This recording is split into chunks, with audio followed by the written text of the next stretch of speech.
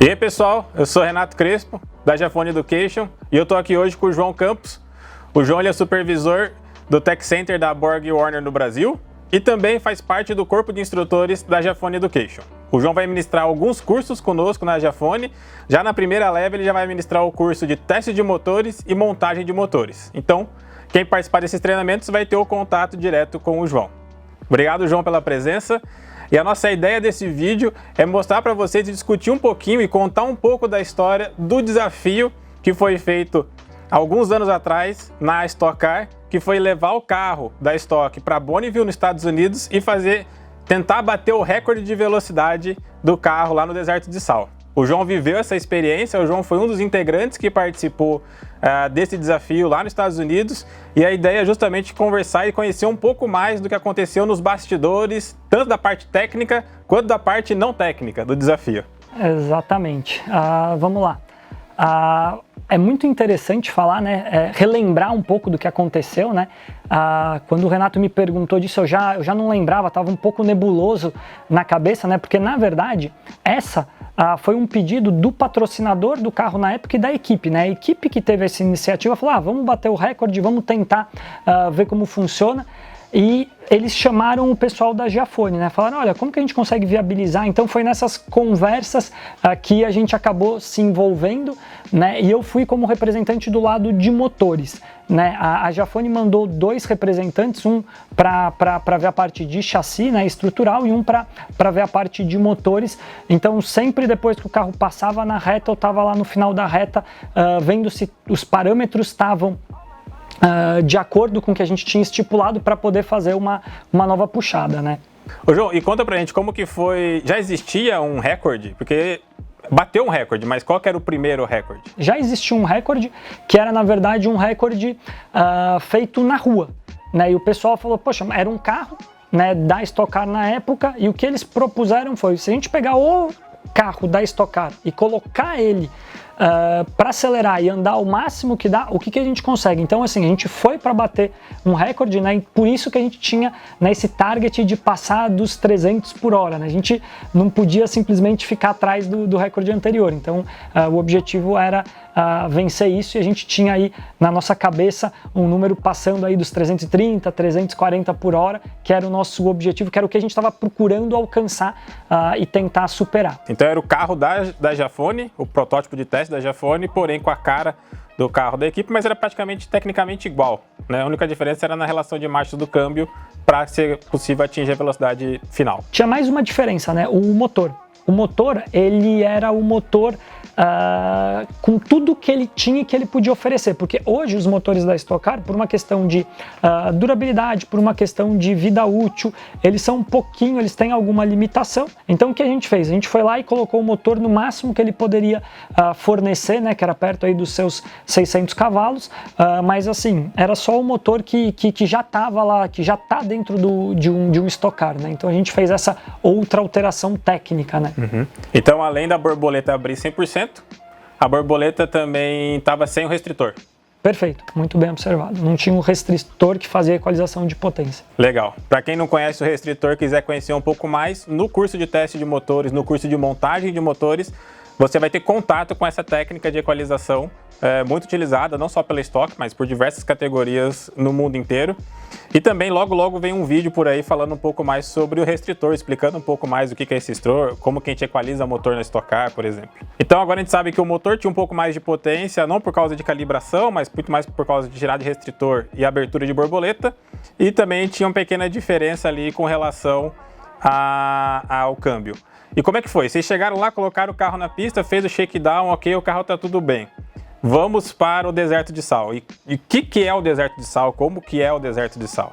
Eu não conhecia, né? Nunca tinha ido, só tinha visto na TV. Eu sou uma pessoa aficionada e gosto muito, né, dessa parte de carro, então já conhecia, né? O deserto que a gente foi o deserto de Bonneville.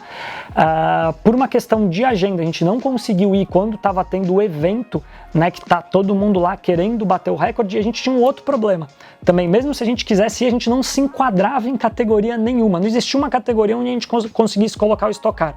Porque, de acordo com o regulamento de Bonneville, você tinha que ter tubo de diâmetro X, Y de diâmetro. Então, o Stock Car não se enquadrava em nenhuma categoria existente. E como a gente tinha evento, a gente também acabou aproveitando, indo depois do evento principal, que era onde você vê todos naquela semana, que eles chamam da velocidade. Então, a pista já estava meio que pronto. E por que eu digo isso? Quando eu cheguei lá, para minha surpresa, cara, é sal mesmo. Sim, eu fiz de enfiar o dedo, enfiar na boca para provar e saber que realmente é sal. Não tinha como não provar isso. E na verdade esse sal, de acordo com o horário do dia, tem uma certa umidade que aparece nele, que ela vai embora e que ele trinca. Aquela superfície que é o chão, ele simplesmente começa a ficar todo craquelado, solta algumas... Então o que o pessoal faz? Eles pegam um trilhozão de trem bem pesado, jogam no chão e arrastam com a caminhonete. Então eles deixam com isso uma boa parte do deserto propício para você poder correr com carros extremamente baixos, né? Porque são, né, o conceito desses protótipos, né? E daí a pista estava preparada já para a gente conseguir fazer. A gente tinha a pista praticamente para a gente. Tinha uma faculdade com um veículo elétrico lá e a gente tentando bater o recorde, e foi uma experiência muito interessante. Não tem nada, assim, você olha, não tem uma mosca, não tem um passarinho, não tem nada ao redor. É muito fácil se perder, né? Porque realmente você fica desorientado, mas é uma experiência única, foi muito interessante. Então vocês aproveitaram que a pista estava feita para o evento anterior, que era o evento oficial, e vocês utilizaram a pista já preparada para fazer as puxadas. Vocês tinham quantos dias para bater o recorde? A gente chegou num dia, andou, e depois no outro já encerrou. A gente tinha 2 dias para andar, né? E daí depois tinha toda a parte de logística, porque teve também o tempo de um dia antes que a gente andou no autódromo, foi tudo bem apertado, né? E o pessoal que estava envolvido eram poucas pessoas, eram times enxutos. Então eram 2 pessoas da Giafone, 3 pessoas da equipe de corrida, um pessoal do fornecedor de pneu, tinha mais um pessoal do patrocinador, o pessoal que ia fazer também as imagens, né? Então no final estava todo mundo se ajudando, todo mundo fazia tudo, precisava carregar, descarregar carro, todo mundo empurrava junto, entendeu? Não interessava se você era fornecedor de pneu, se você era da Giafone ou se era da equipe, todo mundo deu uma mão para conseguir fazer acontecer. Legal. E como é que funciona, por exemplo, se eu e o colega que está nos assistindo quiser ir para os Estados Unidos, alugar um carro e ir para Bonneville, é possível? Lógico, eu não estou recomendando ninguém a fazer isso, mas... Sim, a gente tinha, inclusive, né, a gente alugou um carro para conseguir chegar e fazer o deslocamento, mas é acessível, é um deserto, a gente está lá aberto para quem quiser. Eu diria que é uma coisa bem legal, você vê que tem as placas, dá para tirar foto, dá para você conhecer, mas você vai chegar lá, é um espaço vazio, né? Mas é possível, qualquer pessoa vai conseguir chegar lá e fazer isso. E como que é a cronometragem? Tem uma equipe que está lá e como que é o processo e as medições? Tem uma equipe e como que funciona para quando você fala, vou bater um recorde. O que eles chamam lá, eles usam, são 1 milha, né? Então você tem 1 milha para acelerar, 1 milha para fazer a medição média, de velocidade média, e 1 milha para desacelerar. Você tem que ir e voltar, né? E você tem que fazer isso dentro de um período de tempo, porque se você demorar muito também não conta esse recorde. E por que disso? Porque se tiver o vento empurrando, ajudando, por exemplo, na ida, ele vai te dificultar na volta. E é por isso que ele tira a média, né? O nosso recorde foi de 345, mas a gente chegou, que eu estava comentando antes, a gente chegou a bater 348. A gente passou, né, de velocidade máxima, né, a média. Por quê? Porque a gente ainda estava acelerando quando a gente cruzou, né, a linha. Então, tem um sistema de cronometragem que estava lá disponível para a gente usar, e a gente ia consultando ela para saber como que estava a evolução. E eu vou te falar que foi assim, razoavelmente fácil, porque a gente pôs o carro bem limitado, o carro já andou bem rápido já logo de cara. Foi assim, foi logo de cara, ele já conseguiu, né, fazer o que a gente imaginava. Então, só para fazer um shakedown, ele já mostrou um bom comportamento. Isso acabou viabilizando a gente de poder fazer algumas experiências depois. Já isso que eu ia perguntar, né? Então, se o recorde foi batido rapidamente, ou já no comecinho, vocês tinham uma agenda ainda, um tempo para conseguir fazer alguns experimentos, vamos chamar assim, né? Só para deixar claro, a gente não bateu o recorde de cara, assim. A gente já começou bem, né? A gente conseguiu números que a gente achava que a gente ia demorar para alcançar. A gente já conseguiu de cara, então a gente ainda não tinha, né, o recorde batido, mas a gente já, sabe, animou. A gente falou, poxa, foi mais fácil do que a gente imaginava.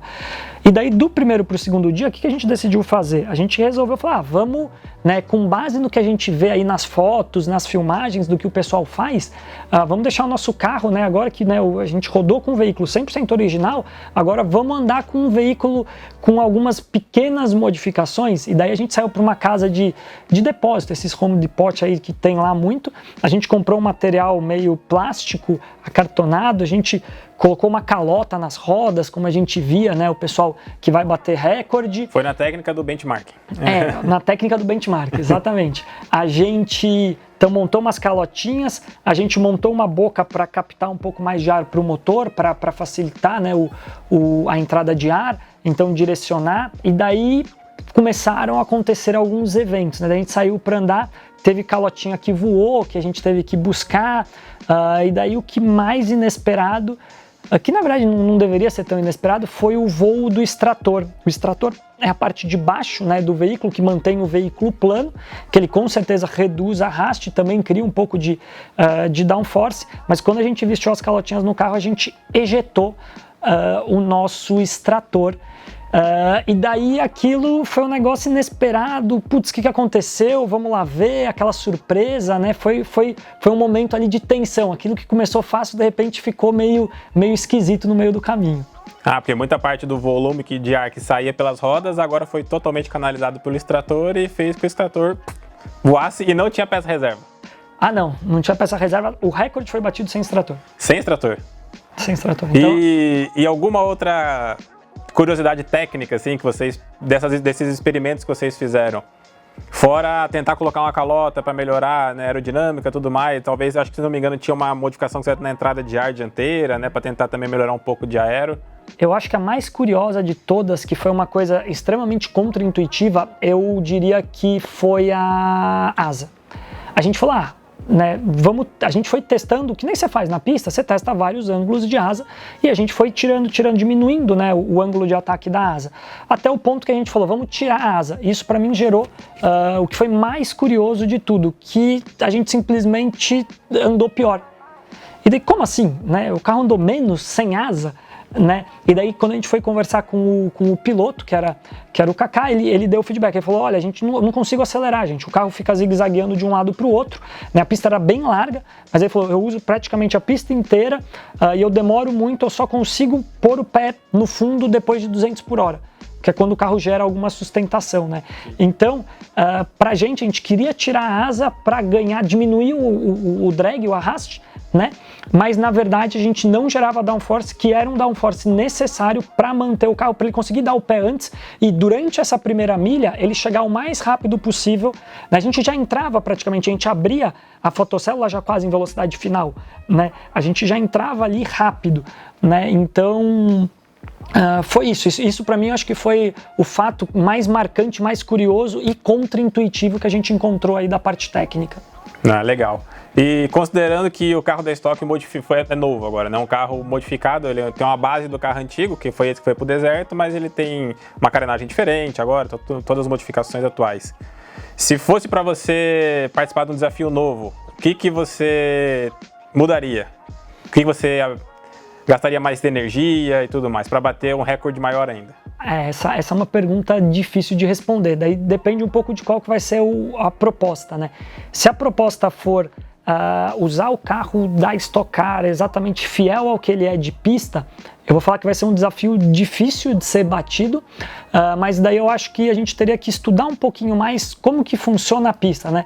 A gente conversando com o pessoal, quando a gente estava lá, o pessoal falou, tem um horário que é melhor, horário que é pior, né? Que tá mais quente, mais frio, a pista é melhor, por incrível que pareça, tem a questão da tração da pista, né? Você tem que tracionar, e o exemplo disso foi quando a gente tirou a asa, né? Então, eu acho que a gente teria que aprender um pouquinho essa manha da pista para a gente poder procurar um pouquinho mais o detalhe. E quem sabe aí um motor um pouquinho mais potente também, eu acho que ficaria curioso ter essas duas combinações. Legal.